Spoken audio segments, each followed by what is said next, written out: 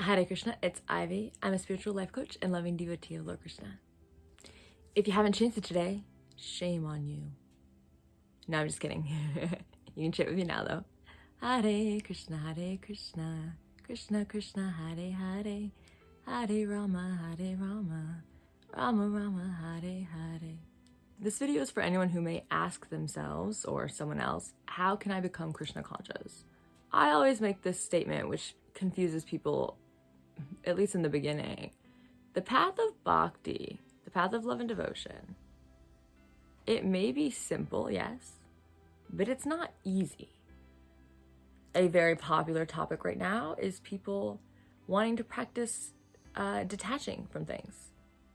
No one even really takes this part into consideration.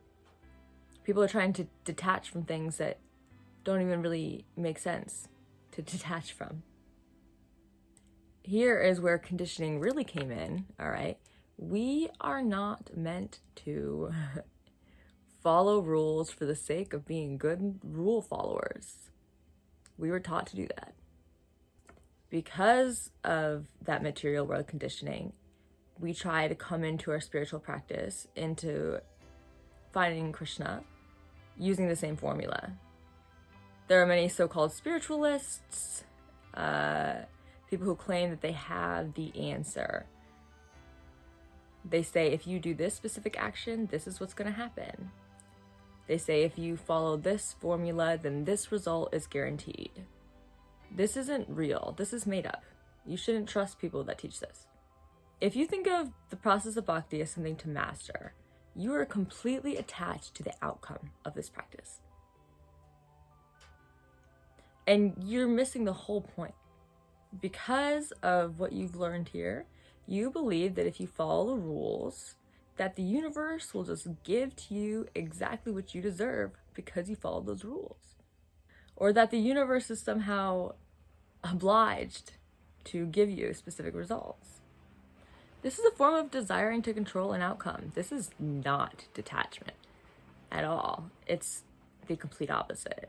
Some people think that if they chant a certain amount of rounds or follow the rules of bhakti, that they'll be able to reach the spiritual world, or that God will favor them, or that they'll be more advanced, that they'll be able to have more God-conscious abilities. I always ask, where is God in there?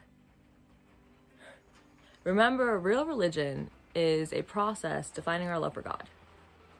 So why would you put all this effort into a quote-unquote spiritual practice that has nothing to do with the goal being finding your love for God? If your spiritual practice isn't meant for falling in love with God, what the heck are you doing? What's even the point?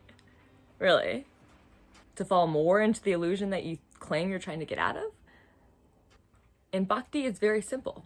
Love and devotion equals success. That's it. Falling in love with Krishna is not a mechanical process. It's a loving, intimate, personal relationship. So if you come in claiming that you want to follow this path, you need to ask yourself why. Why become a devotee of Krishna? Because it looks cool? Because it's different? The next thing you would need to ask yourself is, like, what do you expect or what do you desire from a spiritual practice? Are you looking to be liberated, to find enlightenment, to be able to walk on water? Bhakti is also considered the art of sacred living. Now, if you're chanting, for example, ask yourself why. And how are you feeling when you do it? Do you feel ecstatic love? Do you feel an attraction, a taste, anything? Or do you just feel good in the end when you get through all of your rounds? We don't chant to have a ritual. This is not about having a ritual. Spending time with the Lord through chanting, through pastimes, we do that because we enjoy experiencing a sacred practice and developing that sacred practice and making it more intimate, more ours, more yours, more one with Krishna. If you want to know how to advance in Krishna consciousness, first of all, stop asking how to advance in Krishna consciousness. Because the only one that gets to decide is Krishna himself.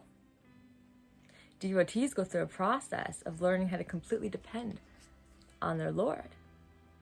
So your advancement is based on Krishna's pleasure, Krishna's acceptance, how he feels.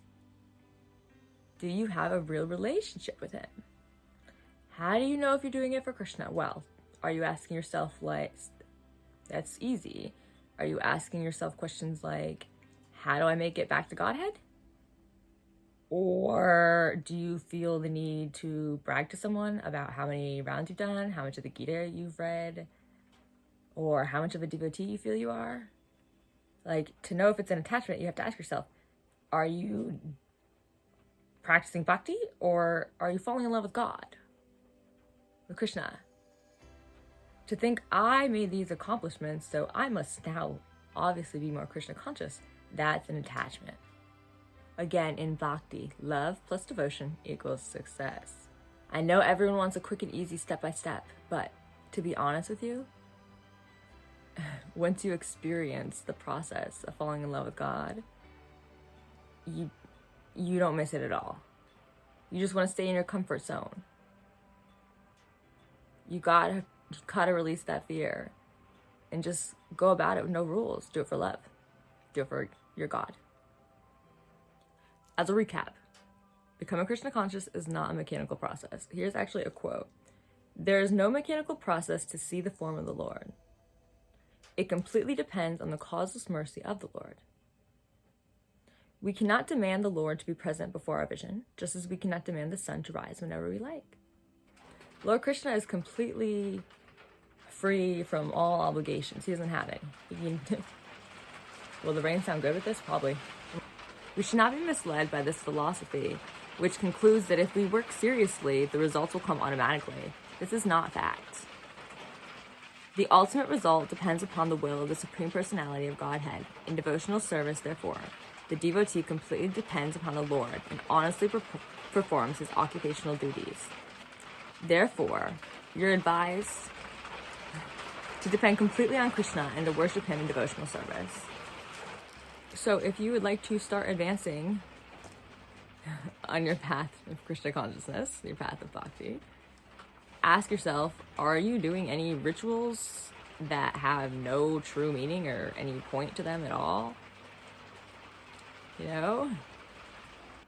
And if you're wondering, am I doing the right thing? Am I on the right path? It's very simple. Are you falling in love with God? Yes or no? Hare Krishna.